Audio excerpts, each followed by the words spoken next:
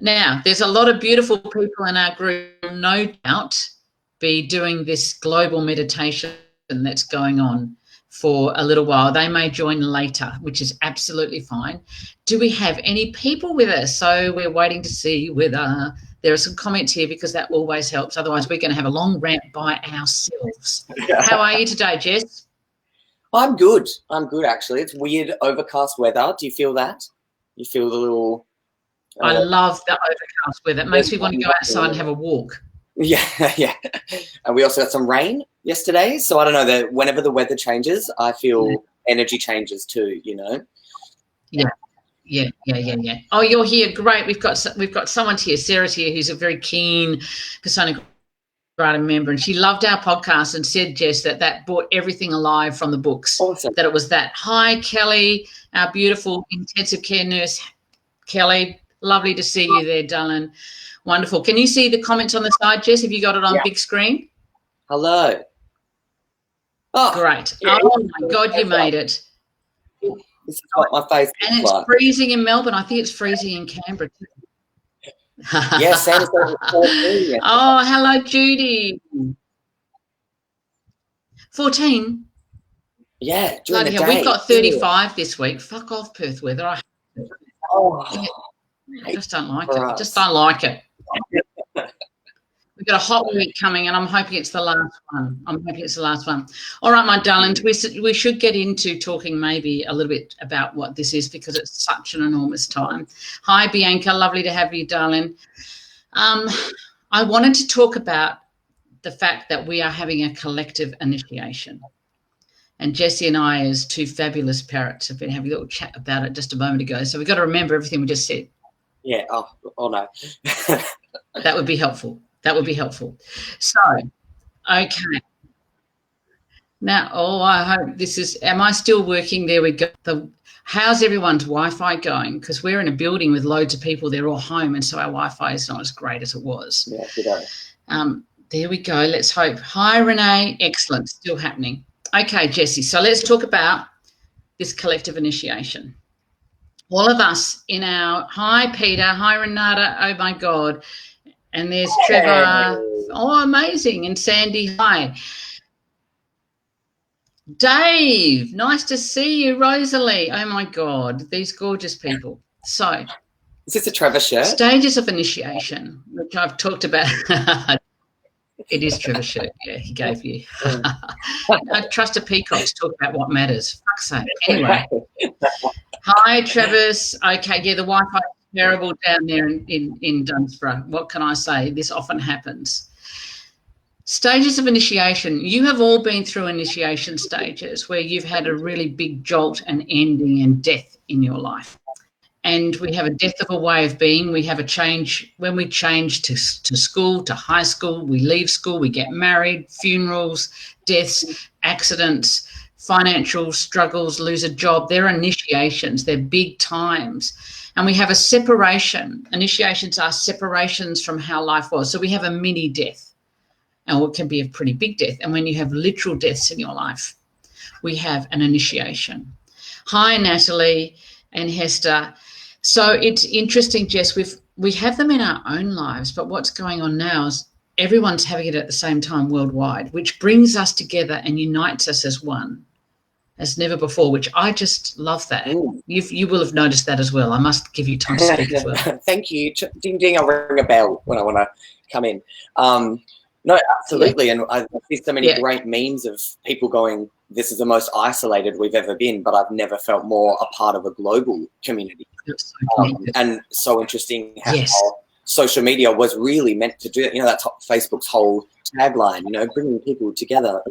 But we weren't using it like that. You know, we weren't using it like that at all. We were using it for, you know, influencing, for KPIs, for projecting false narratives.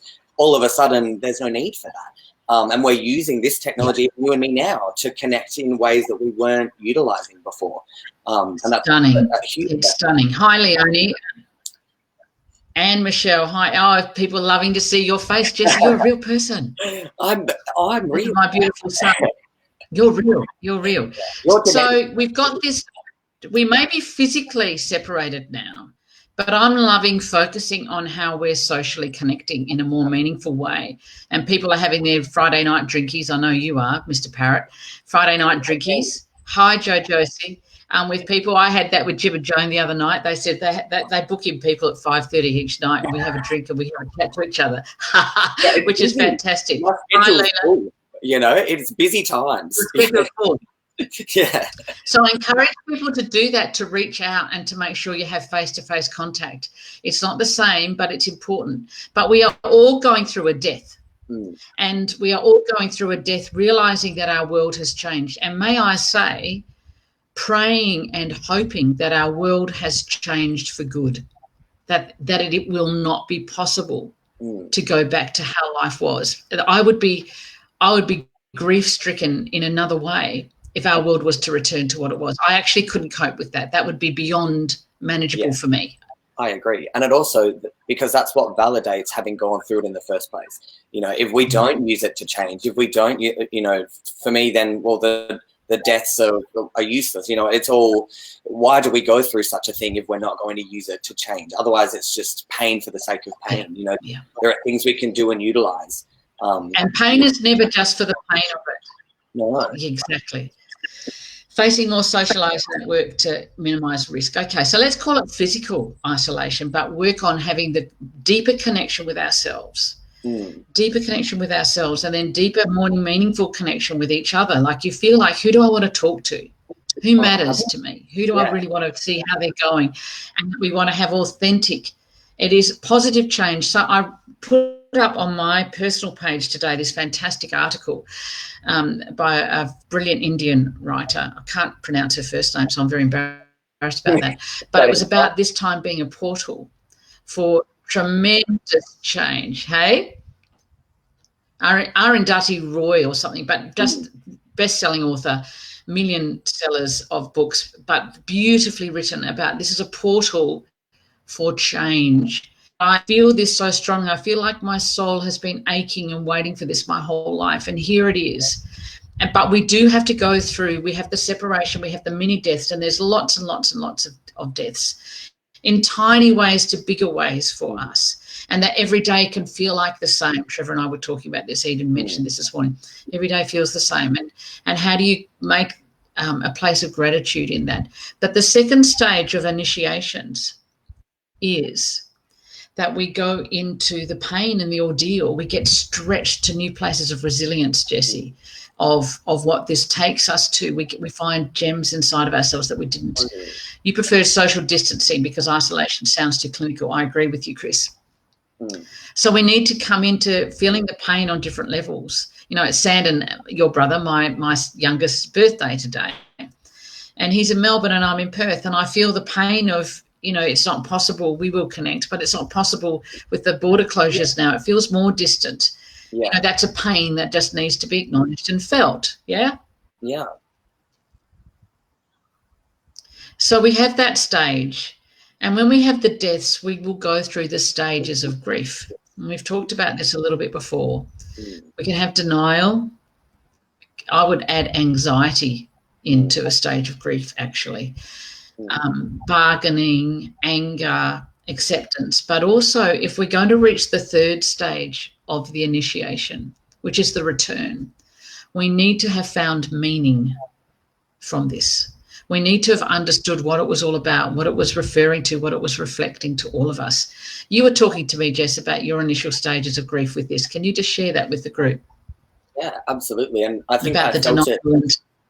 Yeah, and like you say, with the anxiety, I think I felt it times 20 because I was still at work working with the kids as like a school counsellor. As this all exploded when we were still having the kids at school. So I felt my anxiety for I didn't know what was going on, and then I was having to catch the kids too, and so I felt it times 20.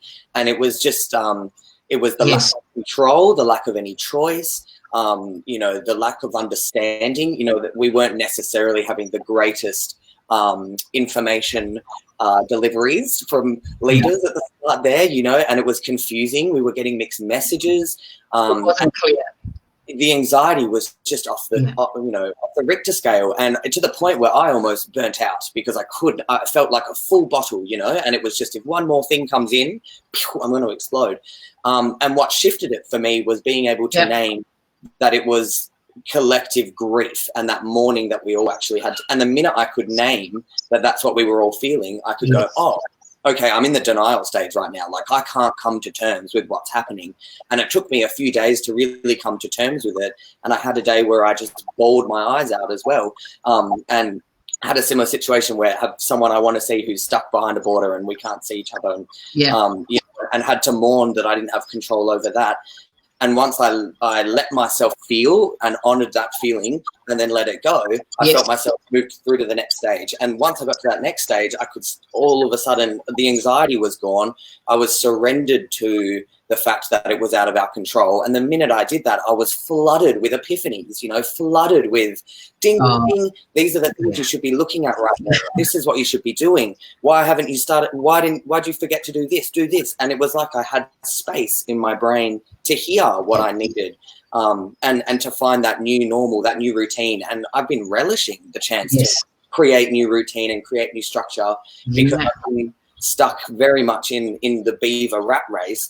We've been forced to put a pause on the beaver rat race for a moment, and my massive parrot has been able to get stillness and has been able to reflect. And a day of reflection has moved me further along than I've been able to move in about a year because, I don't have time and I don't have, I've got to get to work and I've got to, you don't give yourself that time. And so 1 week of isolation, I feel kind of the most authentic I've been in ages, I suppose. Because it's given me stillness. It's just brilliant. I'm sure many people will relate to this, and there is a challenge to have the stillness, and there is a great challenge to not have structure and not have busyness. Business, isn't it interesting? Business is shut down. Busyness is being shut down. And then if we've avoided places in ourselves, they're going to come up. They're definitely going to come up. And so we need to be able to we need to give ourselves the time to talk about this. I encourage everyone to write a journal, to take some time to write their thoughts. It's a real fine line. People are talking about how the nightingale's feeling the collective grief.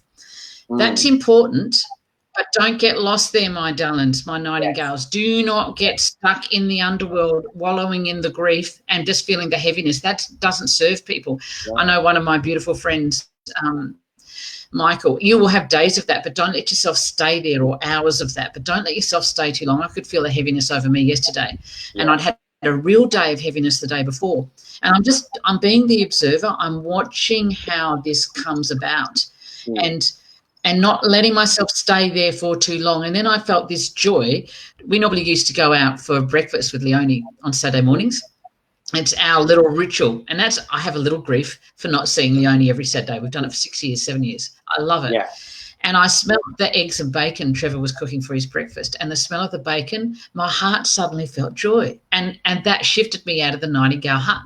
Now, how small is that? I don't even eat the bacon. It was just I smelt it and it's like, oh, I had this joy. And I came out of myself. And it was important not to get stuck in that in myself, but to observe it and to be much more in the moment. Much more in the moment. Oh, definitely. And as you were saying, just with routine there, Mum, that's what I've been struggling with. And a part of me, the beaver goes routine out the window. But there's something that is so, as a non-beaver, there's something really healthy and vital about keeping a routine as well. Because, you know me, if I don't keep a routine of some sort, you'll never see me again. I'll be off doing God knows what. I've been really enjoying creating routine, not in a sense of ticking off the beaver checklist goals. Instead, I've gone, well, it's healthy. There you go. Yeah, to have a routine, but I'm making that routine about what fits me. And so it's, and heart-based. It's a heart-based, not a slavery-based. So nightingales, if you can remember the big picture, that acceptance and graciousness and gratitude comes from, I totally understand that this illness will bring about a deeper healing for the world. It'll bring about a deeper healing for me and for the world, and that I won't be a slave. It's about the end of factory automated slavery. We're finding out what is essential and what isn't. and what matters in our life and who we need to value and pay more. And that debts need to be forgiven and we need to show compassion. Yeah. I feel like what's being exposed right now profoundly in this time of the ordeal, and we need to witness it and see it so that we are part of the rethreading of our global tapestry of life on the other side, the return, stage 3 of the initiation. Okay. And we are seeing profits before people has been the way in our world. You know, that lion beaver mentality about work more, get better figures, get more sales, get more money, more assets, grow, endless growth. And yet our world and our climate and our environment cannot cope with endless growth. And we leave many, many, many people behind, and we judge them and shame them for being left behind, for not fitting in that ruthless, cutthroat place. And what I'm looking at, I've been listening to Michael Moore, who I've recommended before, his podcast Rumble, which has got 7.5 million people listening to it now. And he told me something yesterday, and I think America is in for the biggest of all-time crashes. And this is because they are obsessed with capitalism and they are obsessed with numbers. This is dark masculine, and we are literally going through this masculine to feminine change. And if you choose profits before people in this pandemic, your grief, your pain will be far greater, exponentially far greater. We will be exposing what our true value system is, what really matters in our world. And so just to give you an example, in New York yesterday where he lives, there was a siren went off on every single person's phone in New York, which scared the hell out of them. It happened at 9/11. And this is learning about the literal facts, just knowing what's going on. And it said, are there any health workers out there who can come to the hospitals? We've run out of staff, because so many staff were sick and in isolation or caring for people at home or had died. So and that shocked everyone. He was in contact with all the people he knew. And can you imagine us getting that our hospitals are overrun with people, and hundreds and thousands are coming through? Like, the grief, it's so at home and it's deeply, deeply distressing. Yeah. Then they found out that Jared Kushner and Mike Pence, who had announced to the White House with all their medical and strategic know-how, that they had a warehouse outside of New York, which they had put 200,000 masks or whatever, they had put supplies. And it was assumed that they were going to New York hospitals. But they are not going to New York hospitals. They are being sectioned off for the private companies to be able to sell outside of America, to be able to make a profit. Now, this is the essence of what is fucked about our world, where we would choose what are the money-making opportunities we can exploit right now. And we can't be naive. Lions in child think this way. And then the beaver comes in and we just measure up our world. Our definition of worth has been numbers-based. My sense of worth, I've never felt like I've cracked it in the masculine way, with the numbers way, with the money way, with the numbers of followers or the numbers of sales. I've never felt like I've cracked it, but I felt like I've cracked it in terms of quality. Yes. In the feminine way, in generosity, in heart, in quality. I felt like I really understand that, but I don't feel like I've cracked it in the masculine way. Well, I think that the masculine way is fucked and it's breaking down. Yeah. But we're going to see those who choose profit over people. And it's going to be very, very ugly when we see it, and horrifying. Like the commander of the ship, which 5,000 crew saying, there's a pandemic virus here, and he got fired for it because he named what was going on, and it made America look bad. Yes, there's a lot of those. And so your thoughts to that, Jesse? I'll let you come in there.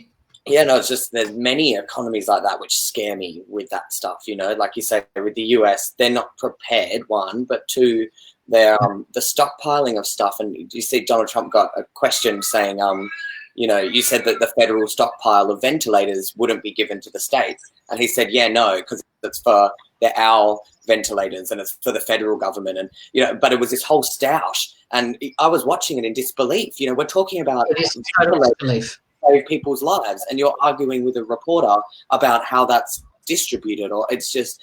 And also what we saw just before borders got shut down, New Zealand had an influx just before commercial flights shut of private jets coming in. So a guy that worked at the big main New Zealand airport was saying, we used to get maybe 2 a day. We were getting up to 15 a day of private jets coming in from all over the world, because that's where people, the super rich, had bought their doomsday bunkers, were in New Zealand. So you could see a few weeks before, the rich were already planning to go, and they were going to, see out quarantine and in isolation in mansions in, the hills, and like you said, India, and how, and I mean, there's even like the Philippines, and I think there's somewhere where they're publicly shaming people. They make them walk, through the streets, and but it's just. I see it in doing that and beating them, and it shows how they treat the poor and how there's a hierarchy of worth of humanity, and how we are. But we're seeing it's exposed. Yeah, using discipline and using punishment, those old school sort of beaver ideas, you guys, even the idea of all the, the social policing stuff that's happening, a lot of people are going, that's not as efficient as a really good public education campaign. But you see some of those more authoritarian governments going, straight in with more laws, more rules. And that's kind of the issue that I feel, is that if this doesn't last long enough, which sounds terrible, but that the changes that we need aren't going to happen, because also so many authoritarian and totalitarian regimes and were born out of this time where there is there's a mass threat, and we use that threat and we use your fear to then clamp down, to take away some of your freedoms, and you allow us to do it because you're so scared and looking for that parent, of government to look after you. And my concern is that if this doesn't happen long enough, and if we don't collectively all want to change the way things are, it could actually go and awaken to what matters. Yeah, we could come out of this, and it could be like post 9/11 time, where all of a sudden the US had they had created laws and all these racist stop and search laws and stuff, which came from 9/11, and that was allowed to pass because of a state of emergency. So from our perspective, a part of me goes, oh, we really need to make sure that this collective awakening and initiation that this counts and this matters. Exactly. And we give into fear, and we give into child and needing to be parented and trusting these other. We could actually go backwards in terms of our freedoms and go backwards in terms of our, So it's actually a massive fork in the road time, and everyone's going, well, it's going to be so different, but it won't be unless you do your collective awakening part. Otherwise, it could be different in a worse way. And we've seen that historically in these types of crises, and terrible leaders get re-elected because they steer you through a crisis. So, I agree. I totally get that, and people are agreeing with you on the side here. Totally, Jess. So we need to be awake. We need to be learning what matters, and it's about connection now. You can't choose profit and people first. You can't. There actually is a hierarchy in our whole way of being. And I realised this week Abby and I were talking about the course, which should be starting in 2 weeks, by the way, my darlings. We're getting ready in 2 weeks. I'm going to put out the times tomorrow that we're wanting to do, and then I'll get you to say what times you're available, and those who can only do certain ones, I put them in there first, and we said but we need to trust the process. Yes, Helen Jones, we do. So we were talking about what will really trigger us at this moment. Of course, that comes back to your personas. Yes. And when I see a lack of empathy for other people, it sends me, from my Nightingale 4, it sends me into absolute rage and hatred in my child Raven, where I just cannot abide that lack of understanding and care for others. When we had in WA this week, the homeless, many homeless, not all of them, were rounded up and they were put in a hotel, and they were treated with such dignity and respect and fed, and they'll be there for 6 months, and please God, they have social workers. These are the social policies that we've wanted for so long, progressive, radical, left, democratic, socialist policies. But the democratic socialist is about, I can only feel okay when I know everyone is okay. Now, that is elder birds, my darling, elder dog. It's elder, all the personas, is we are okay when everyone is okay, not before. And that is where we need to go right now. You take care of vulnerable people. Profit never comes before your people. I know you do, Natalie. I'm absolutely certain you and your mum do that. So when you have the means, you can be incredibly generous and be a benefactor, but it's about, I'd rather look after people than make money, and we need to be in that place now. And you hear some terrible things with landlords. our landlords who sent us a vicious letter. You know, if you lose your job and you can't pay the rent, let us know so we can vacate you immediately. You know, and I get distressed first. My nightingale gets totally distressed, and then I want to fucking kill them. I want to write letters. I want to do stuff. I rang the ABC. I told them I want to expose them with all my might. I want to send curses and karma to their doorstep. Yeah, call and it I just have to affair. Trust that that's going to happen and try not to engage on that level. You know? Get Tracy Grimshaw on them. I hate those shows, but yeah, totally. Oh, I hate them. I can't do those shows. Oh, maybe it'll help. Which I would never. But it's about compassion, and where we don't have compassion. So in America, they're homeless people. What they did, they lined them up and they put them in car parks, and they made them lie on concrete car parks with a zone in between, a car space between them. That was the best they could do. All the people who've lost their insurance because they've lost their jobs, 10 million unemployed, they now have no insurance. Their greed, their incredible greed and obsession and worship of capitalism and money is what will absolutely crumble them, and America will no longer be the greatest country, which they aren't anyway. It's totally fucking delusional. Yeah. So it's interesting. I feel for them so much. And I mean, the global community has named that. The global community has named that they're missing, you know, because even when Ebola and stuff happened, the US stepped up and they kind of take on like the dad role, and, you know, like we're gonna lead the response. This is the first time the global response, the global thing has happened, and the US hasn't stood up at all. They've been nowhere to be found. If anything, they've been going backwards. And the global community is like, oh, okay, who's actually the dad right now? Because it's shifting. We're missing a superpower. Exactly. You know? It is a shifting spat. Exactly, Jesse. That's exactly it. So, you know, whoever the empire is, they always fall eventually. This is the thing that will make the empire that is America, and their intrusions and violations and invasions and taking of resources that they should not have done, all of the stuff they have done. And then they're isolationists now. They are going to crumble without any shadow of doubt. And I feel so much for them, those who are awake and those who are aware and those who are humanitarian and those who are incredibly good people having to be in that place. And they're talking about we're going to need an uprising, but people have been running to the gun shops. Yeah. What happens when all the hospitals are overrun soon and the denial that's there, and this is fake news?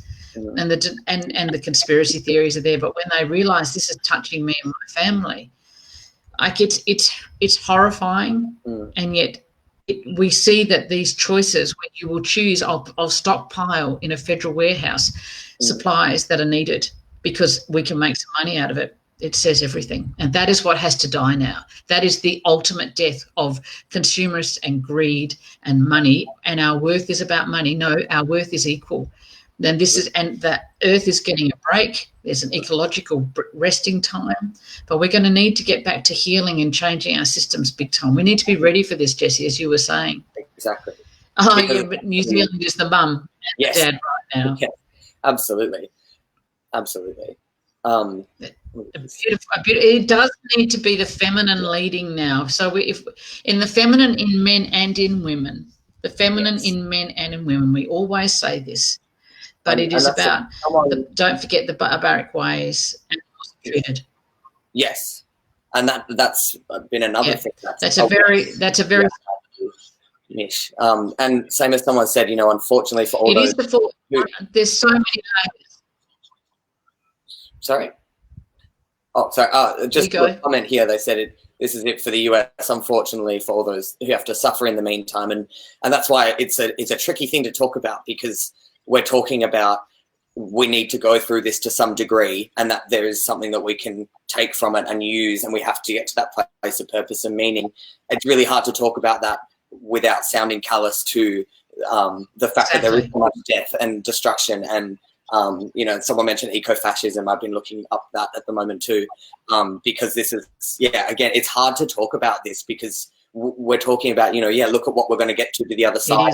And how do you necessarily communicate that without going, you know, all these people have to die and that's fine, you know, because that's not it. You know, you don't want any loss of life. And at the same time, I suppose part of this is going, this is why we want at least for me, is more awakening in terms of political awareness and stuff, because also there wouldn't be as many unnecessary deaths right now and stuff if we had funded these social nets in the first place. Like the nurses in the NHS saying, you know, I love you, clapping for me, thank you, but at the same time, can you vote someone in who's going to fund the NHS, because that's actually, you know, what we need, you know. And so there's we talk about this, and it isn't to say, oh, you know, no one wants this death and destruction, but at the same time, it's happening, and we need to be a bit more politically aware and awake, because we wouldn't have, you know, it's even like Donald Trump saying, if we lose 200,000, that'd be a pretty good response. You know, it's like, what do you fucking mean? That would not be a good response. There's 200,000 people that died. But they're like this arbitrary number. You know, it's really interesting trying to talk about it, because how do you get to that sort of, you know, there's sensitivity. There's this thing at the end, but at the same time, without dismissing, that there is unnecessary loss and destruction, and we're not happy about that, and you're not wanting that. But it's happening. And how can we use that to change and to do better? You know, I just find it quite tough to talk about. There's three layers of how you look at this. It is tough to talk about, and we have to feel it. And I think we can also want to jump through this stage, this second stage, Jess, of the pain and the initiation. I think we can want to jump through that, and we might be jumping through it by, well, I'm going to be productive now. I'm going to learn a second language. I'm going to do this. I'm going to practice piano thanks to you tomorrow, and I'll feel like I'm achieving. You know, so I'm going to do this. I'm going to do this training. I'm going to do these courses, which is a very beaver way of handling what's going on. And I'm not necessarily saying that's bad. However, we can't use that as the numbing to feel, which is how we fucking got in this place in the first place. Our government, the UK government, the US government, the horrendous austerity that we have gone through, where social services have been cut to the bone, where people's lives have not mattered, where it is a punishment regime, a dark father, dark Saturn, dark beaver regime of punishment, and then the capitalist greed, well, we're worth more, we're entitled. All of this has got us here. We would have done better if we had these systems in place well beforehand. But we're not, and Australia got free childcare this week, thank God. You know, at the beginning of the year, they called it communism. Now it's sensible. Try getting back to paying for childcare after this. May we not do that. May there be an uprising in our fucking streets. This is what we have to start doing now. You know, your welfare payments double. And you start double. Thank you. So suddenly people are better off in some ways. It's exactly what needs to happen. So where was I going with that? About my mum. I had a really good point, Jess. I hate it when that happens. The three levels of how we have a look at this was where I was going to go, I think. So first of all, we look at it from, there's the facts. This is what's happening. Social isolation, if we don't social isolate, the curve will go up like this.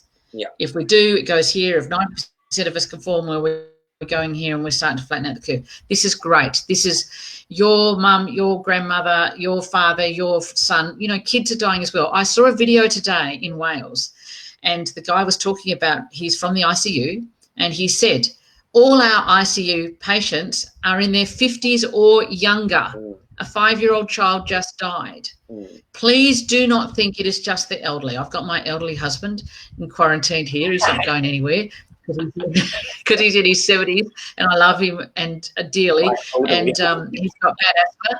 I mean, he wouldn't manage. He just wouldn't manage. However, I've got a compromised immune system. Jesse, it could be you. You and I with nightingales, we're fucked. We haven't got any resistance. We're useless. Like, I haven't hugged you because I don't want to kill you, you know. I know. So we've got the factual things we need to be across, and you guys all work out what your level of, but you need to know what's going on, because we need to feel this. What I'm saying is we can't avoid the second stage of initiation, which is I get practical, I get efficient, and I sort of remove myself. No, we're supposed to feel our heart grieving and crying and caring and going, this matters now, and we can't let this be the case. And we've always got to look after our homeless, and let's get those people who are in detention centres and jails, let's get them out of there and not leave them to be a hot pot for this to happen. Let's change our thinking. And it's very much the democratic socialist way, but it's the Jesus way. And I'm not even a Christian. It's the elder, it's the spiritual teacher's way. This is totally about redirecting and realigning our life to spiritual truths. And we have to have the courage to feel and to have our days of crying and sadness. And then, so first of all, we need to know the facts. Secondly, and let go of the conspiracy theories. There might be a grain of truth, but don't go down there. You're just feeding stories that make you feel more like a victim. Don't go there. Secondly, we have the psychological way of dealing with it, which is understanding your own feelings, understanding your own stages of grief that you're going to go in and out of. You're not just going to get to acceptance and meaning, oh, hey, I'm there. No, we can't. It looks like this. And it's about trusting that it looks like this and going, oh, I'm down here. That's not it. It's okay. Sit in that, name it, honor it, let it go, move back up, because it should look like this. If you're doing this the whole time, you're not going to the right place. Like, you know what I mean? Like, if you're up and high and good and, no, I've been fine this whole time, I reckon you're not looking inwards enough. Because you should. I agree. You know? Elena's just said there's so much information. What should we be paying attention to? I pay attention to the ABC and the Guardian. That's it. And also Michael Moore. I love Michael Moore and Michael Mead. They're my two-part podcast go-to. Yeah. One of my main bits of advice that I've been doing for people's anxieties, and depending on your personas, you know, it will depend on how you're coping, but something with the kids that I'm having to do every day is fucking limit your media. My God, limit your media. And if you're, you know, don't sit there all day reading fucking COVID-19 headlines all day, all night. A little bit short. You can't, there is no, you cannot acquire enough information to feel good about it. You know, it only makes you feel worse. And then also what I've been saying to them to do is balance it with your good stuff. Like, there are so many Instagram pages, for instance, that just post good news. If you're going to read all day about hectic, gnarly stuff, you need to balance it with because there is just as much good stuff coming out of this as well.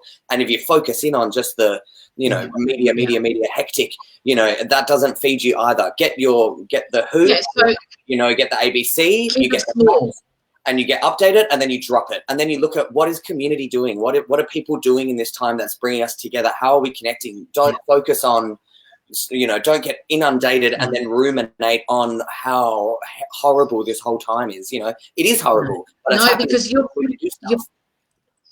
exactly. So we have to sit there and go, it's happening. We need it. We helped create it. We're all a part of it. We're all a microcosm in the virus. We all came for these times. And this is the third stage of how do you deal with it. You do it psychologically. But the bottom line is, you look at it from mythology, you look at it archetypally, and there are stories about pandemics that go back through history. And what do? There are life spiritual truths that are coming through now. Yeah, historically. But the big picture is there is sense to be made of this. You can make sense of this. There is meaning, there is purpose, but you don't have to be there all the time. I would say limit your time on social media as well, that it's so numbing as an addiction. I'm watching that. It's like I give myself a burst to know what's going on. I love my jigsaw now, and I put on music that I love, favourite music, and I have that, and I get to this really still place. It's so little microcosm beaver. I've got the square done, Jess, or the outline of I can't do the right. I've got it all right, except I've got 4 pieces that are supposed to be in the frame that I can't find where to put them in. It's fucking doing my head in. So I'm going to spend an hour and a half or 2 hours today. Where did those 4 pieces go? Now, this is so good for me to tune out and take that one out. I'm reading a great trilogy of books, thank you, Delara, that I'm just loving, that take me to another place. I go for a walk, I breathe, and then I come back into it when I want to, and then I work with Abby, and we talk about the courses that will be up and running in 2 weeks. And I don't want to go into the conspiracy theories. I get all those messages like you do. I'm disengaging. I am not interested. I am not interested. I want to go to a deeper meaning. It's about compassion, about valuing all. It's about embracing our vulnerability, embracing our lack of structure, our having to be with ourselves, embracing all the nooks and crannies. We can't control where this is going, and don't be anticipating what the end's going to look like, because this is going to be long enough that whatever we think it's going to look like is not how it's going to be. That's what I keep finding. I keep finding that because again, it should look like this. So some days I'm like, fuck yeah, I'm nailing this. And then the next day I'm like, shit, again, normal, meant to be like that. But on those days, It's about going, okay, well, maybe it's going to be about 2 months, so I can plan and I can go, if I could go, maybe Exactly. and it's constantly just me trying to bring the control back. It's back in my control. And when I'm in that space, I have to go, wait a minute, still not in your control, buddy. And I have to do the process again. And I have to accept that it's not my surrender to it. And I have to do that like every second day. But at the same time, what's great as a no beaver is taking that there were good stuff about there is good stuff about the beaver world we've created too. And for someone who's been lacking in it, the routine stuff, the having a schedule, the showing up and following through, like there are some good things which we can still bring, you know, light beaver things which exist now, and systems and how we put them into place. And it's just interesting that we need a lot of that to buy, but you need so much of that to also keep some sort of light structure and template around the more feminine world that we see as well. You still need that stuff.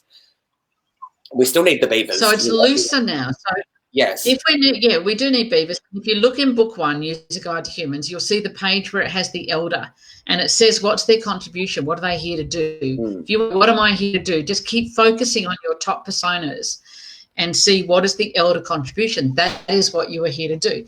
So while we have a little bit of stuff in place, like Trevor and I said, we're going to walk every morning. Well, he woke up this morning, he was really tired, he didn't feel like it. Often it's me, doesn't feel like it. But the thing about the feminine way is you're flexible. Yes. So we'll go later because it doesn't matter. You let it be organic. You start letting go of the black and white and the structure, and you start letting it be, I feel like I really want to do this today. I really want to play today. I really want to read today. I really want to sit and do the jigsaw today. I really want to listen to this music today. I don't want to listen to that today. I want to FaceTime someone and have a gin and tonic while I talk to them. I want to write today. I want to sit down and work out the course today. It's about honouring that inner thing. It's about letting go of slavery to so much of our lives, which was about what we should do and to conform, pay mortgages because it's a numbers game, because it's about money, it's about barely surviving in a place that's very, very soul sick and very, very empty. And it's about learning what will satisfy me and fulfill me in a level. We need time to work that out. Exactly. This has given us that permission. Like I say, it's the running of the rat. I always knew that I needed this type of stillness that this has brought to this time. Yes. But I couldn't carve it out. I just could not put it, I couldn't put it into the 2 days out of the 7 that I get to relax. It just it wasn't computing. And as a primary parent with no beaver, it was literally killing me. And this stillness and the flexibility. It is killing people. It's soul sickness. Exactly. And the freedom to work from home in a way where I can do my job and do my routine and schedule, but in a way which isn't, in this strict, structured, I'm slower. A primary parrot with no beaver can do that, and then I want to clean my house and I want to organize the pantry. Like, I would never do that stuff. I cook dinner now. So interesting. Oh, I'm going to make a cake sometime this week, Jessie. Can you believe it? I can't believe this is. You can't believe it. So these are little things. And when you get that little spark of, shall I try something new? I encourage you to try it, because it's about letting the old structures in us and our daily life die and trying to go more with the spark of creativity, the soul spark of what comes in. I was watching Dane Beams was on Instagram and talking about, he's a famous footballer, brilliant footballer, played for Collingwood, finished playing because of mental illness, and he went to art therapy, and there were courses that he could go to for his depression. And he thought, the two that I'm going to hate the most are yoga and art therapy. And art therapy has become his purpose in life, and he's just brilliant at it. And he loved yoga as well. And it's like being open now to doing something different. I read this article today by someone who lives in Wuhan, saying that they're not enjoying, they're now allowed to come back out in the world, and they don't want to. Yeah. They actually want this time of a slower pace. It's not go, go, go, go, go, crack the whip. That master-slave thing, that slavery, that martyrdom to work and to money, that is not a good enough reason to live, and it doesn't work, and we leave way too many, the majority, behind. This is the reset. So our money systems have to collapse enough that we can't dive right back into that. They just have to. Our system, everything's going to be online now. Can you imagine how we tried to do this, the resistance? But it will all be set up by this later on. The frenetic lifestyle has to change. It's the soul finding its way. You've got to give your souls time, people, to find it. And you could be lost and you could be bored. Well, be it. Be the observer. Notice it. Oh, Trevor's telling me where the kitchen is when I come. Well done. That's a crack, Trevor. Well I'm going to put it on Instagram. Yeah. I thought we might be really nauseating. Can you live stream it? I thought we might live stream me trying to do it. Yeah. I thought he should film me. And then I thought we might do a little song together with a guitar and keyboard. How dicky would that be? Oh, I'll bring you a recorder from school as well, Mum. You can do it. And all those recorder things around it. So humour is important as well. The ability to laugh is important as well. We need to have the courage to feel all things, but not to go into I have to be sad all the time. Like if you don't feed feelings with stories, they actually pass quite quickly. It's like you say. They're a stream. They actually pass quite quickly. And that stuck with me forever is that we're a river, it's the constant movement. And so as I say like this as well, I think about it as a roller coaster because way more fun. But it's the idea, the same thing. And that's why I tell my kids too. I'm like, today you're anxious as hell and everything's crazy. That's all right. Feel it, honor it, see if there's something more to it. If there's not, throw it away. It's not serving you. Tomorrow might feel better. It moves, it flows. And you have to, whatever comes naturally to you, you have to feel it for it in order to keep flowing again. If you don't feel it, that becomes a rock that gets stuck in the stream and it blocks the stream. This is what makes us dead. The rocks are what make us dead. They're anchors in our lives, and they make us lose compassion for our own lives, our own heart, and for each other. And that's how we end up with a world with so many homeless, so much addiction, so much poverty, so much inequity, so much injustice. It's because of these rocks of us not feeling. So Katrina's just said something brilliant, which is all the emotions are elevated now because you have to fucking feel. Yes. The universe has said, I'm sending you to your room and you're going to have to feel. Don't be afraid of feelings. We know ours are good at feeling. Yeah. They're telling you you're really good, you're spot on. I'm saying that about what I say, Jessie. I always get a bit competitive. They're used to that, Mum. You've set the bar too high for yourself, you think. The ebb and flow. Yeah. So fast pace and congestion exacerbate chronic anxiety, dark sparrow, dark nightingale. Don't go into anxiety. Anxiety is about fear of the future. It's about being present. I can't stress enough that at the moment it's about having compassion and letting yourself be where you are at a much slower, gentler pace and actually giving yourself permission to go, I don't want to do much, so I'm going to have a sleep today. Yes. I have felt so tired. I also think that we are downloading some very profound different energies that are coming through for the healing of this planet. And I think it's making us way more tired than usual. We're also empathic and we're picking up others' huge amounts of fear and emotion and grief.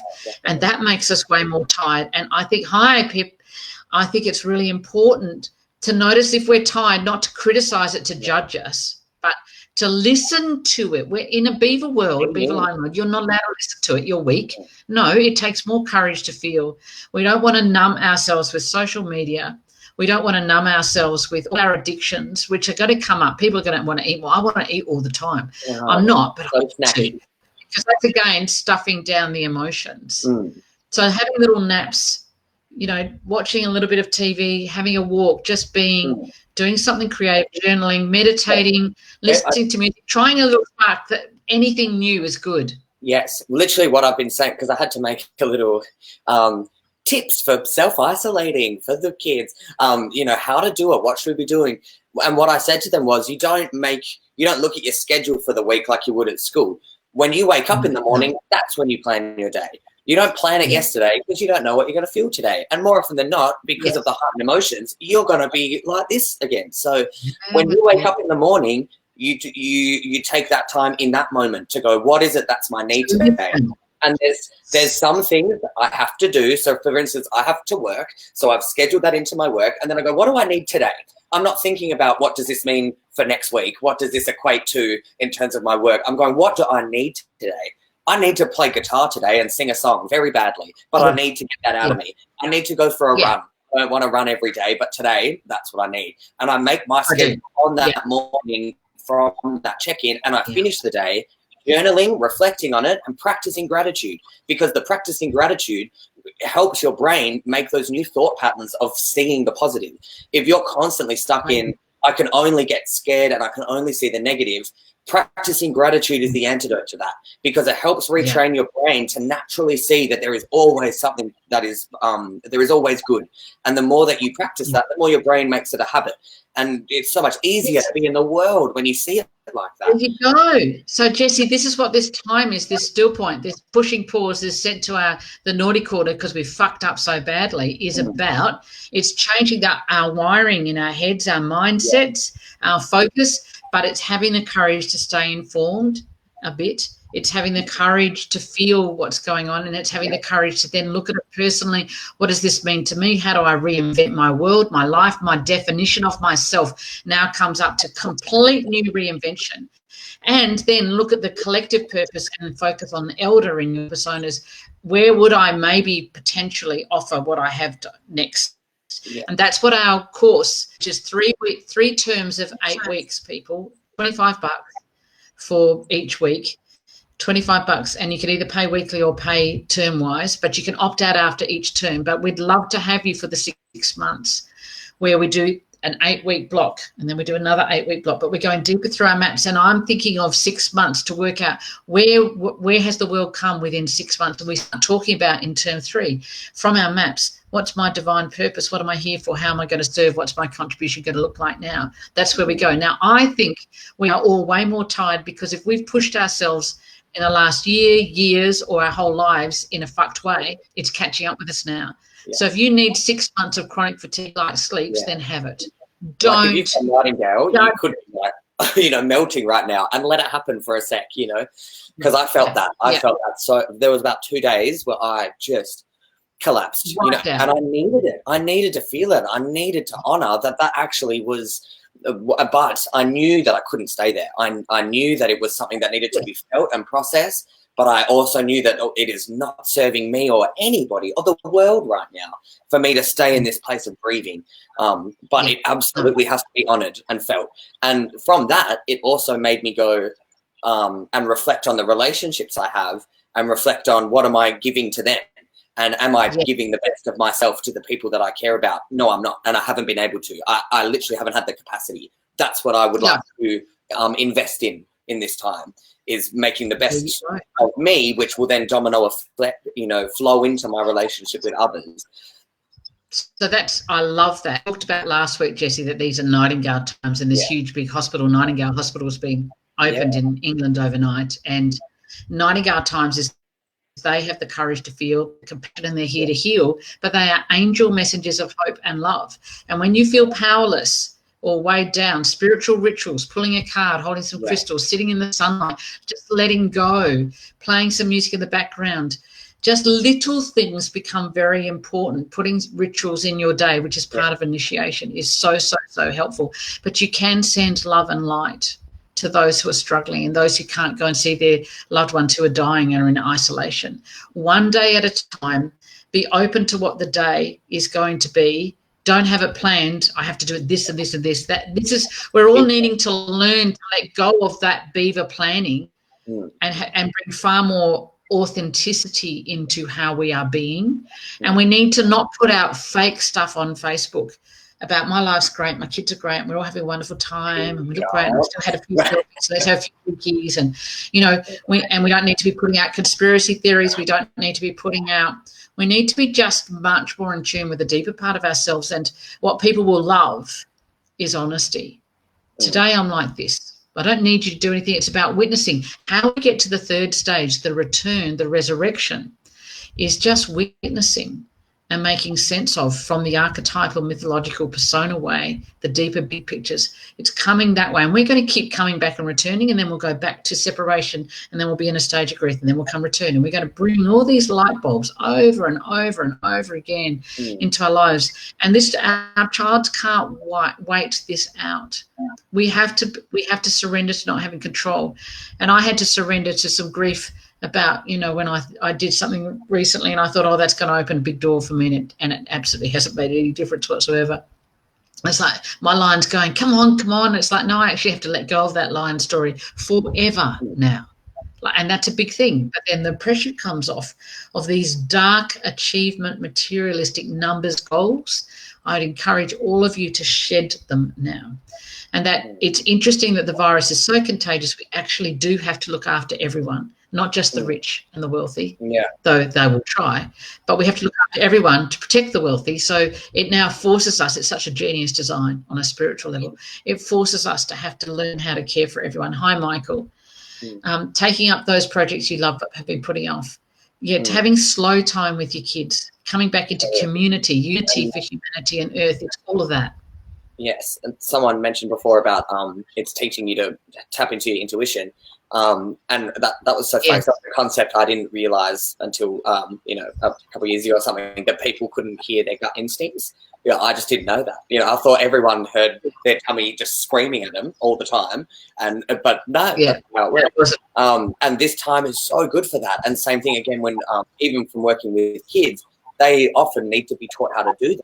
And so teaching them about journaling and reflecting, and like we've just been saying, and to hear that intuition, that it's this time is so perfect for that. And for those who maybe like sparrows and dogs and stuff who get confused and don't know what we're feeling, this time is all about helping you be able to hear in there so much louder. And that's always correct. Whatever this is saying to you is always correct. It's the only thing that knows what's right for you. And there's a real chance, opportunity to have that pause time. And if you find that tough, doing journaling and practicing that gratitude or whatever, how you hear it come through. And meditation. Meditation and whatever works for you. Absolutely. But also, Jessie, as feelings start to come up and fractures from things that we haven't healed, and because there's space now, it's like we're reviewing our lives. So expect that an incident that happened in 2015 or when I was 8 or when this happened, or expect that these thoughts sort of wander into our consciousness. And they're saying it's time to revisit this and review this and make sense of this and see what was it there for. How did you contribute to it? What was it here to teach you? What is the gift in this? There's going to be lots of time for life review, because ultimately we're going to redefine who we are afterwards. And if we start to learn to feel and not be slaves to routine and working, producing and productivity and efficiency and doing, and we learn to feel, when you heal those rocks of feeling inside of you, you can hear your intuition far more deeply. But you can't hear it if you've got blocked off emotions that's been your way of coping with life. Vulnerability is the greatest courage, and that is where we need to go. There is no question. We need to embrace and surrender. It's a very peaceful place. I love being raw. I love being vulnerable. I love being in that place because it's when I'm most authentic, most available to give love and to hear the wisdom and most in tune. Let yourselves be raw, my darlings. Don't fight the process. Please go there. A lot of old thoughts and life review coming up. Let's go with this. We'll talk about this in our groups when we start them in a couple of weeks. Now, Jessie, I wanted to tell people that you and Abby and I are going to be in the other ones, the subscription group that we're going to do for $5 a week, which is going to help you and Abby and I eat. Jessie is going to be on at least one of those on the Monday, Wednesday, Fridays. They're going to be on at 12 noon or 2 p.m. Western time, Australian Eastern time, or 12 noon, Monday, Wednesday, Friday, and we'll still do the same ones that we do on Sunday for free. But that's a $5 a week subscription. We'd love to have as many on as possible to support in community. We're going to talk about everything from a persona perspective, how the personas are literally meant to, where they might go in their fucked coping strategies in child, which we want to avoid. And let me tell you, they will be coming up. I love talking about I know, we love talking about that. How fucked are we? Let's go there. Don't fucking do that. We're so professional, Jessie. I love it. Yeah. So we're going to wing it, but we do know our stuff. We do know it.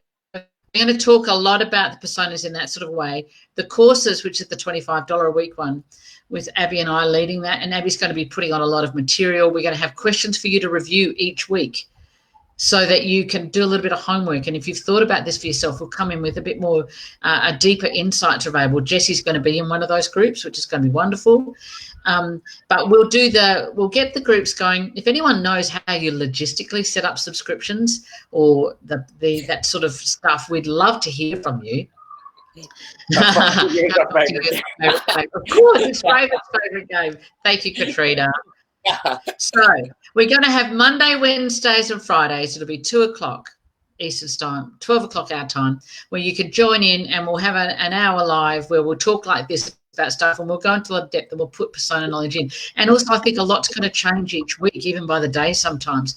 So we could, be bringing in current affairs in these conversations. This is the current affairs one, making sense of our times, if you like, but also always from the three perspective: facts, our psychology, our personal feelings, and from the mythological. That's what we're talking about. And we're going to it's going to take time for the old layers to die in us and collectively. And we're going to notice that and observe that and witness that. And that's exciting, isn't it? Absolutely. And it's like addiction. Like, we will relapse as well. That's the thing. It's not like we can all of a sudden all talk about this and be like, sweet, no worries, changed, bye. Like, not how it works. And it's these ones again. This is life. Like, if you're not expecting that, you've been a bit naive, I suppose. It's going to do this. And so we're going to, like you say, we're going to contract. We're going to contract back. Yeah. And so I think having those... You can't birth without contractions. Exactly. And it'll probably happen multiple times. And because we're also all addicted to the way that we had lived life before. You don't just get over your addiction overnight. It's going to take that constant checking in. We're going to relapse. We're going to be like, this is fucked. And that's why I think something like that community 3 times a week check-in is phenomenal, because we will all need that, I think. We will all contract back in and get scared again. And, we might not see the changes we want to see as quickly as we want to see them. And like I say, we could even go backwards in some ways. And we're going to need to together discuss that and feel it together and work through it together. So I agree. Yeah. Perfect. Absolutely. And watch out for your emotional addictions. So we're going to look at mental addictions. These are the child excuses, the child stories, the child narratives. Watch what you're saying and notice, where does it take you emotionally, because you're heading towards a hit. Now, nightingales can get stuck in the sadness and paralyzed and retreat, and it's all too awful. I don't want to be here anymore. That is, it's like we can't indulge in in that anymore. We really need to watch that. And I could go to anger. I could go to condemning. I could go to let me chop up their testicles and mincemeat them, like my landlords. Ooh, these sorts of This is where my raven line likes to go. And you're all watching me and paying me money. This is ridiculous, isn't it? Yeah. You should not be watching. My good buddy for this. Yeah. And the parrots might want to go, I'll have a few beers every night and I'll do this. And the peacock wants to present to the world, look how fabulous we are. We're having a lot of fun. Let's play games. Let's have some champers together. We can go to our addiction to pretend we're not and not want to go to the vulnerability. I think we've got to watch what is our go-to place. Definitely. And consciously be aware of that. So between now and when we do our live next week, everyone, have a look at the coping strategies, the child way of being in your strongest personas, and notice, have you gone there? Because your child is going to want to go there for familiarity, because everything else is unfamiliar. So let me go to familiarity. But that we can't go there. I could see where I wanted to go. I did not let my child go there, because that is not going to help me. I can't go to child now and manage these times. I felt it for a bit. Be the observer. That's the adult, is the observer. Where do I need to shift to? Okay, being wanted and chosen is my relapse. You keep going back there. Okay, I get that, Katrina. You mean food addiction? What addictions? Yeah. All the addictions. They're all, each to their own. Yeah, we have physical, emotional, even spiritual addictions as well as mental addictions. It's holistic. We will look at these in the subscription course. We don't have time to do it in the advanced mapping course, where you're learning your soul map and your purpose and working through family blueprints and all that great juicy stuff. We won't have time for that. That's why we have to do both. We are going to be doing the addictions, the blueprint, the changing of scripts, the understanding of it in a more general way in the subscription course. Does that sound okay, my darlings? Yeah. Jessie speaks so clearly. You compliment your mom beautifully. Oh, thank you. Yeah, I get that, Faye. I'm the same. So everyone, you know how I can't see likes and laugh at things. Planted herbal medicine garden and a food garden. Well done, Crystal. Swans, go and do that. Eden wants chooks, Jessie. Eden wants, I want chooks too, but I mean, you've got to do it. You've got to do it. Yeah, if you can. Okay, so everyone, how has today been for you all? Can we get some likes and loves and smiley faces and stuff? Because, I'm very needy that way. Yeah, that's never going to change. We need your validation. This is not our child coming out. No, we're above that. We just, it's for data collection. Yeah, it's data collection. That's all we're doing. Oh, yeah, data collection. Okay, so what we want to move to now, this is a good word. If you want to think about masculine to feminine, masculine quantity, feminine quality. Oh, girl. Everything. That's good. Everything quality. Make it quality now with yourself, quality in the moment. Quality as I find the place for those 4 fucking jigsaw pieces in this frame that should be there. Just make them fit. You know? I tried that, Jess. It may surprise you. I did try and it didn't work. I would just cheat. I'd be like, just put it in. That's fine. No, I'm not kidding. I will not be defeated. I have to win. You know, there's no line. So, Hester, it'll be great to have you in the groups. I'm going to put up the times tomorrow, my darlings, about the groups. You need to put in, I think I've got 3 places left that we can offer. Seriously, 3. Wow. 3 places. People are jumping in on this and they want to get in. And once we start them, that's what we're doing. Okay, so we're letting go of slavery. We're letting go of old patterns. We have to shed layers. That's uncomfortable. Feel this discomfort. Be vulnerable. Have peace. Surrender, surrender, surrender. Quality, not quantity. That's how we're going to judge ourselves now, or not even judge ourselves. That's how we're going to give ourselves soul food. It's heart and soul led now, not body and mind and numbers. And I think it's going to be great. Oh, you've loved it. Thank you, my darlings. We love you so much. This is so good for us, isn't it, Jessie? Yeah. Did you have a good time today? Yeah, thank God. I don't know what I would have done with myself today. This has been healthy. I know. It's a highlight. And we get to... We're just having our regular Sunday chat and there's lots of people watching. No, I know. What the Kardashians do like? Because... Yeah, I hope nobody watches the Kardashians now. Hey, I had a dark thought. How's everyone going to cope without their Botox? I hope their faces fall to their natural state. And on that light note, it's just Botox. Right, yeah. On that light note, because I'm very evolved. I'm a very evolved raven. On that light note, who's also can be as fucked as anyone, Lucy Lee, we will be seeing you soon. Let's do the live again next Sunday. We'll give Abby a break because he's feeling overwhelmed and he's working hard on his computer game skills right now. Yeah, good for him. Let's you and I continue this next week. Good for him. And we love you all. And please get in touch with me on Messenger. I'll tell you how. I have to work out how to do it. But tomorrow, and if you can be flexible with the times you're able to do it, because some aren't.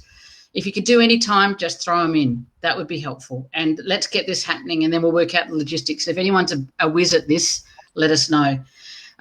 Okay, you can watch it again, Crystal. These lives are always available on Persona Grata. Dale, love you. Aren't you going to do my Crystal? I've been waiting and hoping you were going to do one of my groups because I'd like to have you in there. Anyway, there's only 3 or 4 places left. So if you want to, I'm going to put it out tomorrow, and let's see what happens. Thanks, Ellie. Bye. Bye. Love you. Bye. Bye, everyone. Let's hope. Huh? Did it stop? I think we're still there. I'm cool.